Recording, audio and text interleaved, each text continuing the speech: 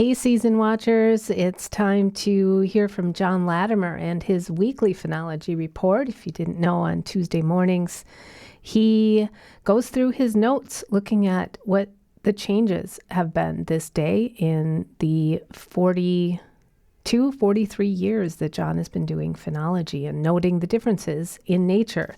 This week, he described autumn as a two-step, and so a slow dance into autumn, and is reminding us to look out for things like vines that are starting to change color. That's like woodbine, and also paying attention to robins. He said they are gathering in big flocks right now, and he's seeing flickers also gathering with those robins, and they're looking for food right now. Most of them are. Speaking of food, you'll get an extra podcast this week, or the regular Season Watch podcast will include our full conversation with Minnesota DNR Bear Project lead Andy Try. And we're talking about the 20,000 calories twice a day that the bear needs at this time of the year.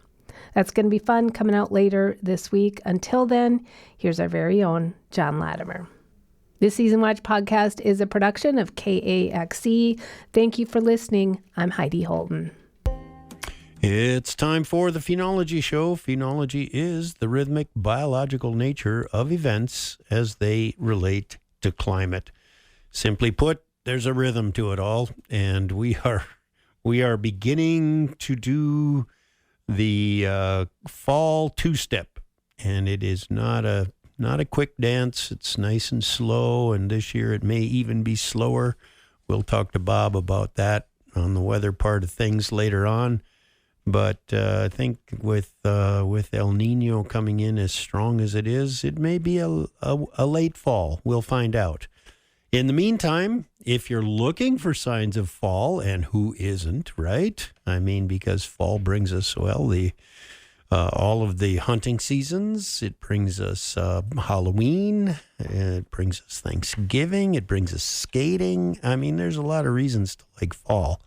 So if you're looking for fall, signs of fall, I'm seeing some red maples begin to show some color, especially the ones that are growing along what is a dry swamp now by my house.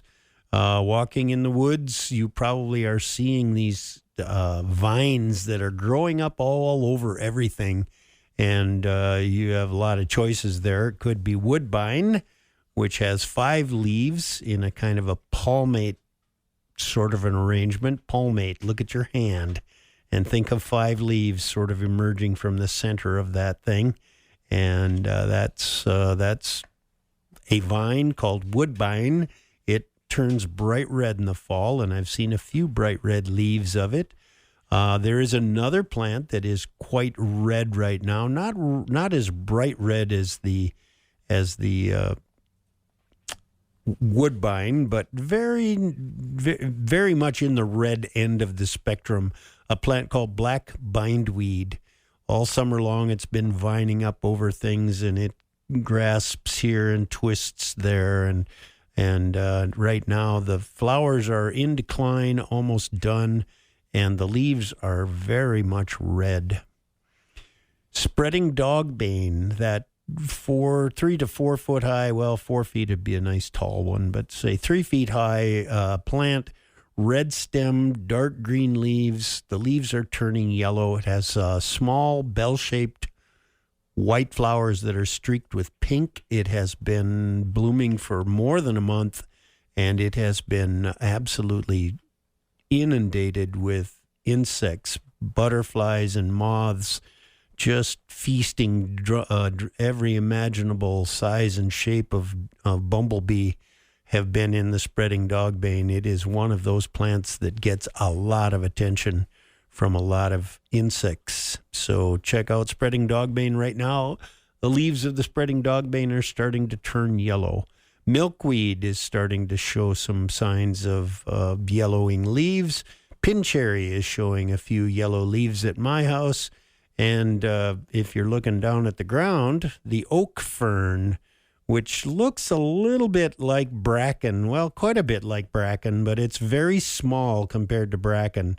It's like a third or a quarter the size of bracken, and it is turning brown now as well. And of course, other ferns, the interrupted ferns, are rapidly turning brown. So are bracken, for that matter. So, a few signs of fall. If you are an animal and you're looking for fruit to eat, the following trees and plants, shrubs, still had fruit on them. Not all of it is anything you and I are going to want to eat, but they're there, and they will provide food for bears, among other animals. So lots of animals eat berries, including this robin that is hanging around outside the studio right now. But black chokeberry is covered in fruit.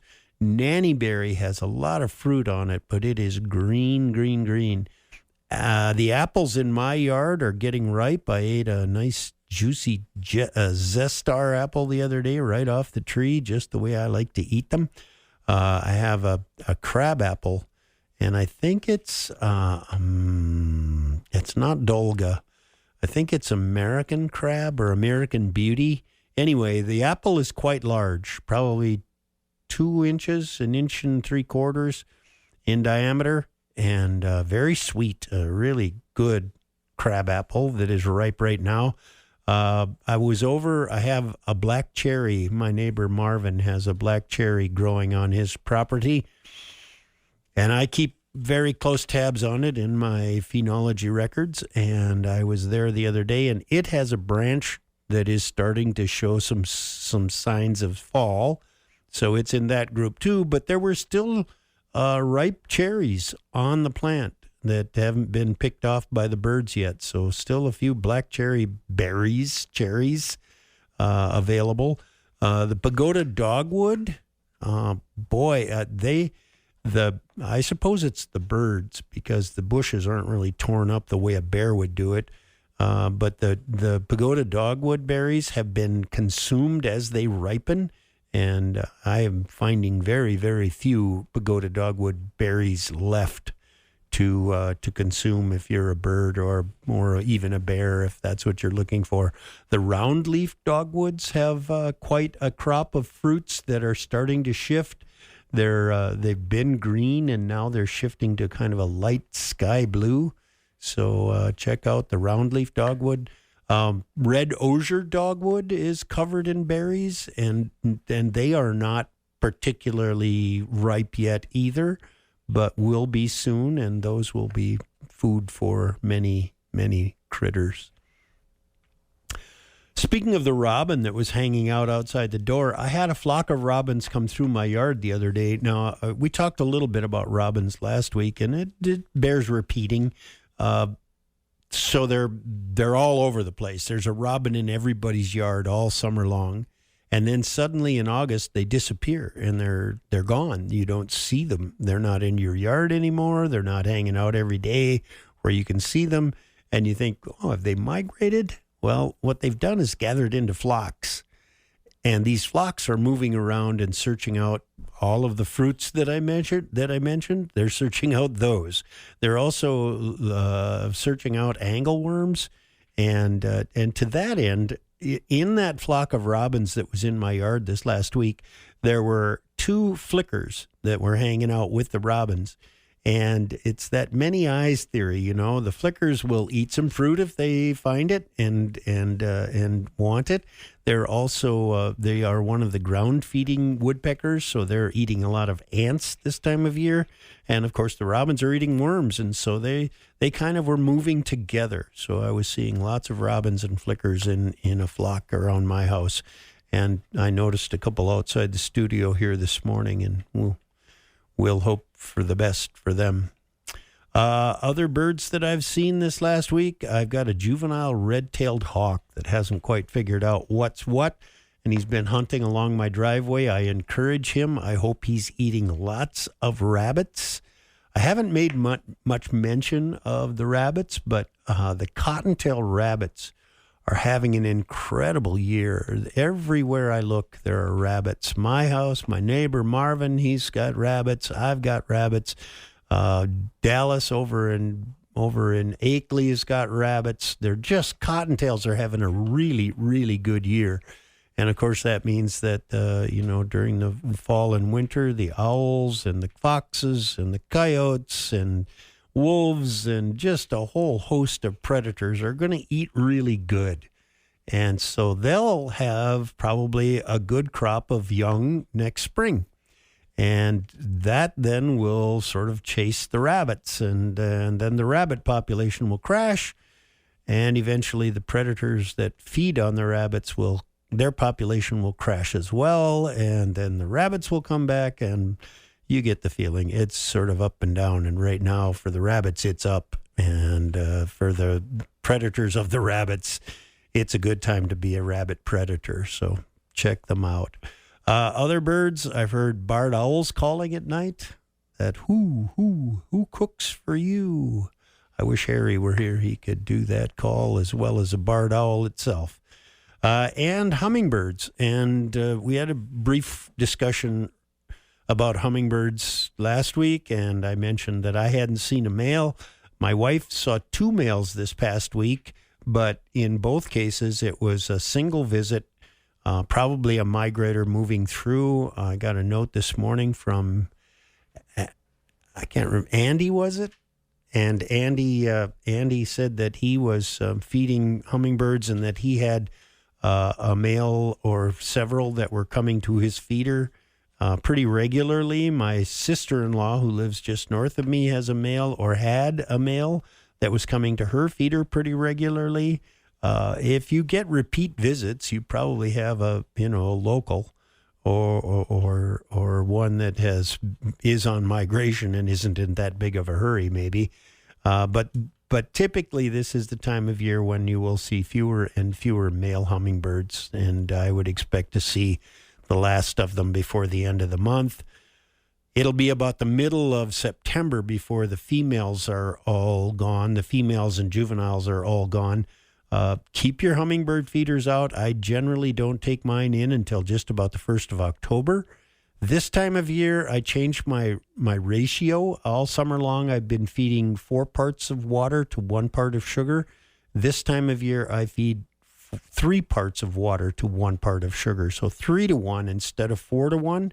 It gives them a little extra boost. They've got a lot of flying in front of them, and they're going to need every bit of energy that we can provide them. So up your ante a little bit, give them a little bit more sugar in their sugar water, and don't despair. What I do as season goes along is I don't fill them full. I maybe do half a feeder full, and then when I see that they've drunk that down, I'll fill it back up to half.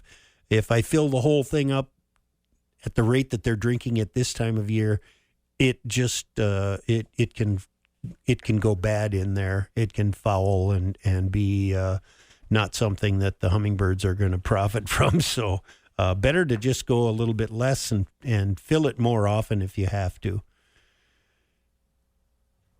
Now to talk about some of the flowers that I'm running into. The asters are in bloom, and there are a lot of them. This past week, I found flat-topped aster, large-leafed aster, northern heart-leafed aster, goblet aster, purple-stemmed aster, calico aster. I think somebody had reported a northern blue aster. There are just a lot of different asters out there, and some of them are quite difficult to discern, but they are beautiful and they're welcome. Some are blue, some are purple, some are white, some are large, some are small. They come in all sizes and shapes and colors, and they are lovely to look at right now. Of the other flowers blooming, horseweed is probably at its peak of bloom. Hedge bindweed, that's the one that looks a little bit like a morning glory. Got that big white flower. I see a few of those still blooming. Ghost pipe is still blooming. That's that all-white, non-chlorophyll saprophytic plant that grows in the pines. And I'm still finding that in flower. Along the edge of the lake, meadowsweet is still flowering. And then I have a list of what I call tall yellow flowers. And if you start at the top, the very tallest ones, those are the sunflowers. And they are probably best just described as tall sunflowers or wild sunflowers. They are the tallest ones. And then the next level is going to be the goldenrods. And among the goldenrods, you have tall goldenrod and Canada goldenrod. And those are both very tall, 4 to 5 feet, big plume of yellow flowers at the top. And they're going to be pretty obvious when you see them. So you got sunflowers, and then goldenrod, and then you've got mullein, which is a column, a thick, tight, rope-like column that can be 6 or 7 feet tall. And it's going to be mostly green with a dot of yellow here and there, as there are still a few flowers blooming on the mullein. Evening primrose is another 4 to 5 foot tall yellow flower.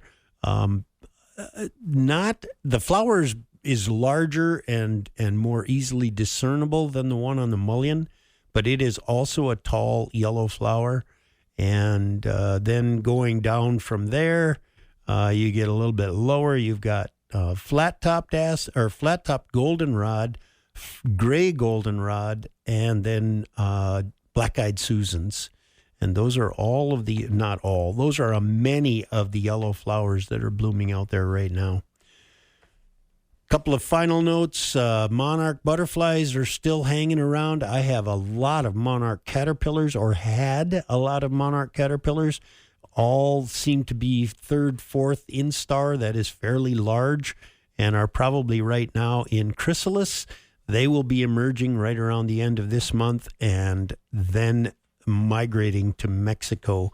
The monarchs that you see flying around today are probably of the group that is going to migrate to Mexico. So keep an eye on the monarchs. And I mentioned earlier about dragonflies. Not seeing a lot of dragonflies right now, but I don't think it's the end of season. I think it's just maybe I haven't been in the right spot.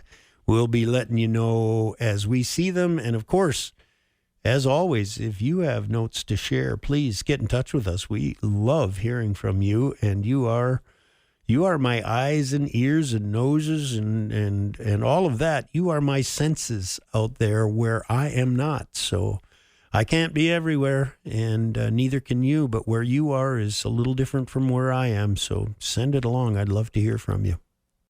Support for Season Watch Podcast comes from the Sugar Lake Lodge near Grand Rapids, a Northwoods setting on the shores of Sugar Lake, offering lodge rooms, cabins, and golf villas, with on-site dining, a golf course, and access to the lake, trails, and seasonal outdoor recreation throughout the year. Plan your stay at sugarlakelodge.com.